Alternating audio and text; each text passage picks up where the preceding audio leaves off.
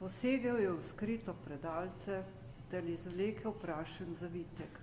Odvijal je počasi. Najprvo močan ovoj od surovega rjavega papirja, drugi odvoj od belega pisarniškega papirja, tretji ovoj od svilenega papirja. Kdo je hranil s tako skrbno spoštljivostjo te na videz brezpomembne izrezke iz časopisov? Pretekla so od tedaj pač že dolga leta. Papirji so bili na robeh orumeneli in razjedeni. Šviligoj se je napravil, da bi čital, in razpoložil je liste po kolenih. Poročilo o slavnosti, ki se je vršila pred 20 leti v mestu. Sprevod se je premikal od mestne hiše po Špitalskih ulicah in čez Frančiškanski most, potem na levo po Gledaliških ulicah. Vse hiše o poti so bile okrašene z zastavami in zelenjem in tako dalje. Šviligoju so prišla na spomin njegova mlada leta. Tudi on je videl nekoč tako slavnost. Srce mu je sladko zatrepetalo in zazdelo se mu je, da so takrat vihrale zastave in da je sijalo sonce in da so zvonili zvonovi samo na čast njegovi veseli mladosti. Ob koncu poročila je bil stavek debelo počrtan z rdečim svinčnikom.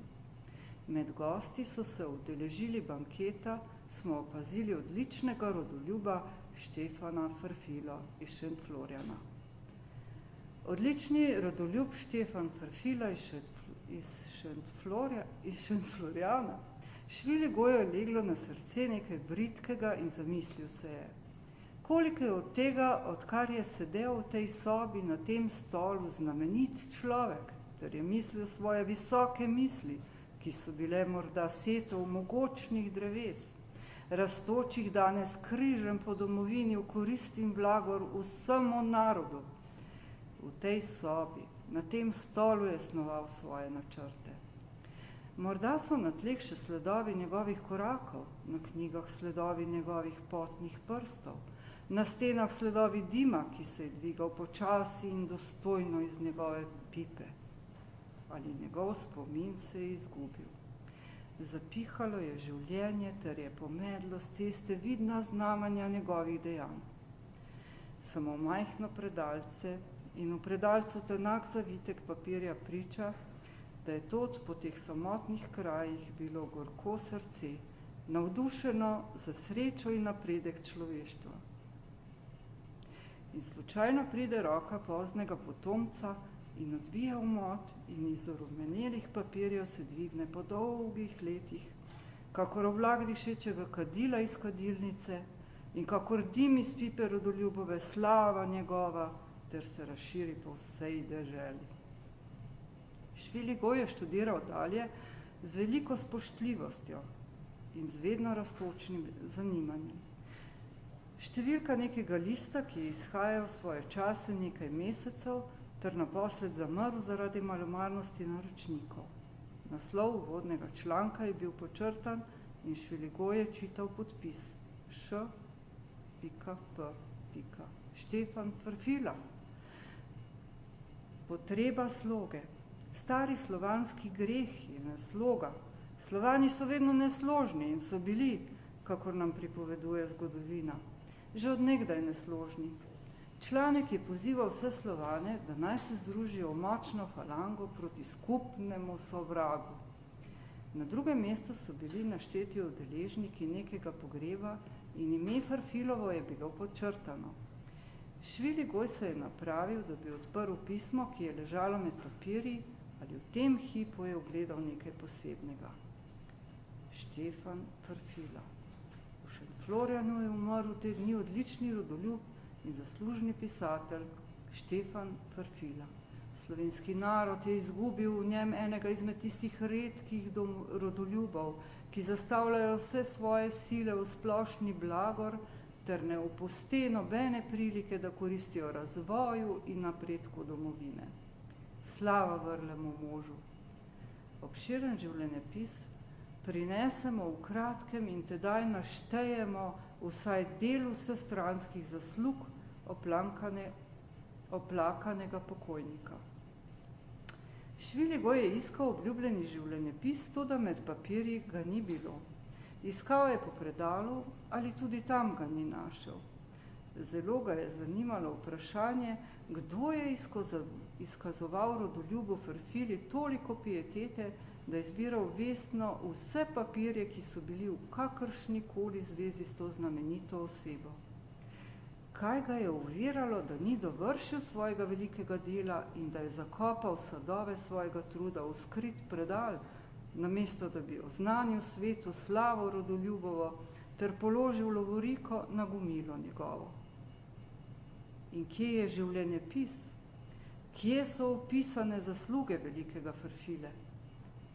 Tako hite dnevi in hite leta in predno izpolni generacija polovico svojih najsvetejših dolžnosti, pade v prah, da napravi prostora novim rodovom in novim dolžnostim.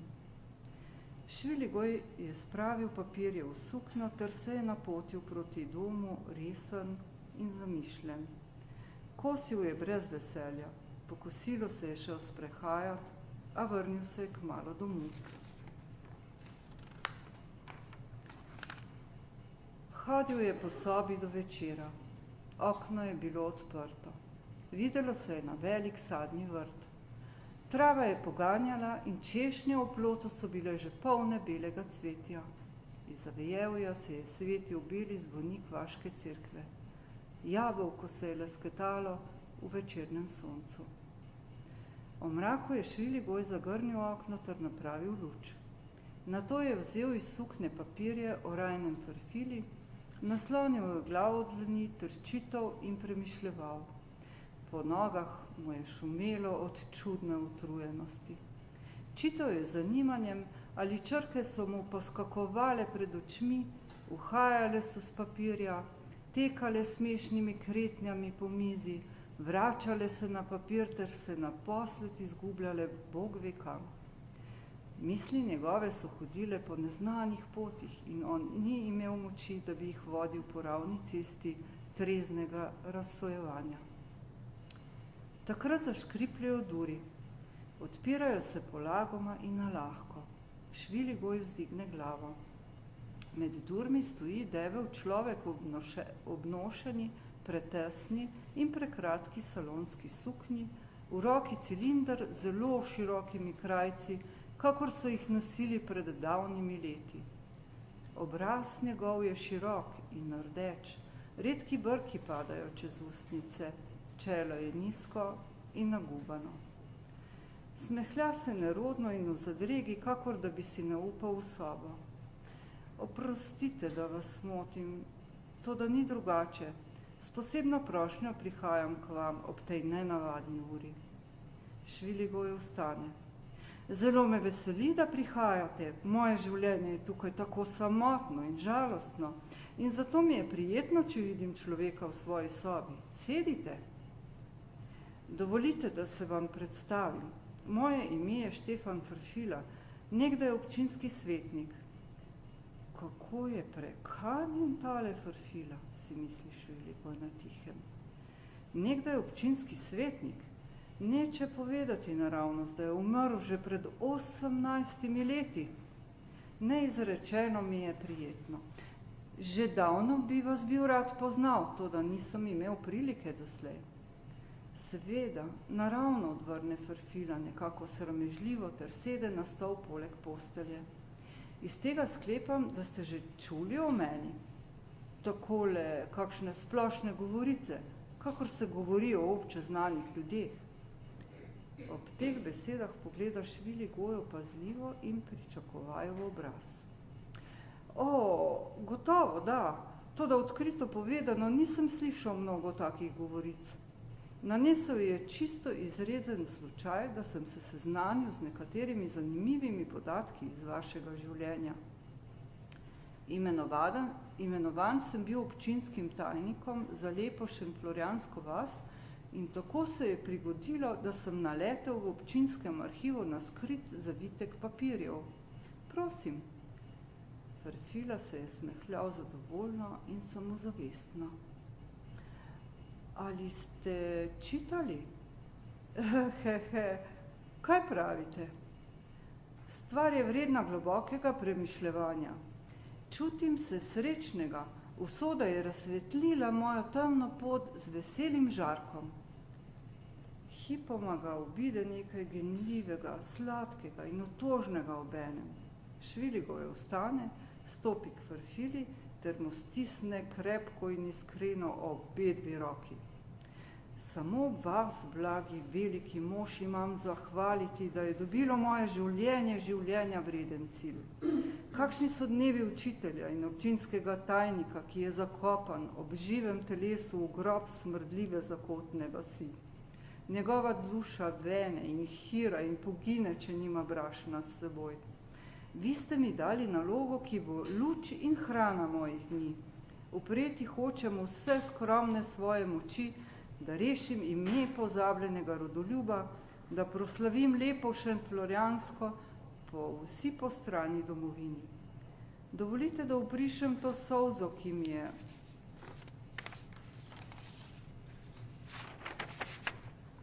omračila veselo oko in da še enkrat stisnem vašo blago roko. Tudi Farfili so se osolzile oči. Stisnil je Šviligoju roko, a nato se je zravnal, zapel je na suknji gumbo, ki se mu je bila slučajno odpela, ter je napravil po sobi par trdih in svečanih korakov. Okrenil se je naposled k Šviligoju ter izpregovoril znamenite besede. Kako čudno je človeško življenje. Danes živi čisto postranska oseba, živi brez misli in tja ven dan, je, pije in hodi k ženskam, vsekakor drugi ljudje. Ali pride trenutek in odprosa oči njemu in ljudem okoli njega. Ni navaden človek, le prah v prahu, on je zaznamovan od Boga, rešitelje narodov. Kaj je storil? Nič. Zaznamovan je od Boga in zato jih odevajo v plašče kraljeve, slavijo jim spomenike in jim napravijo spominske plošče. Tako so izbrali tudi mene, tudi jaz sem se videl v ogledalu in čutil sem, da sem zaznamovan. Že se je bilo pričelo, ali ste čitali? Tako raste človeška slava, majhna opomnja, daljša notica, felton, pogreb, nekrologi, odbori, slavnost, spominska plošča, zgodovina. Na Farfilovem obrazu se je prikazalo nekaj prosečega, dobrodušnega. Zakaj ste mi vzeli moje papirje? To je moje veselje, moja tolažba v teh žalostnih časih. Zakaj tam doli na pokopališču je tako mraz in dolgčas? Vsako noč prihajam v občinsko hišo. Prosim vas, oprostite. Ali stvar ne raste? Giblje se tako počasi. 18 let je od tega, kar so izgubili tisti življenjepis in še zmeraj ga ni. To je strahovita malomarnost. Stopil je k Šviligoju ter sklonil smehljajoč obraz prav blizu k njemu. Ali bi ne hoteli vi? Ali bi ne mogli vi? Zakaj, glejte, meni je tako težko in otožno.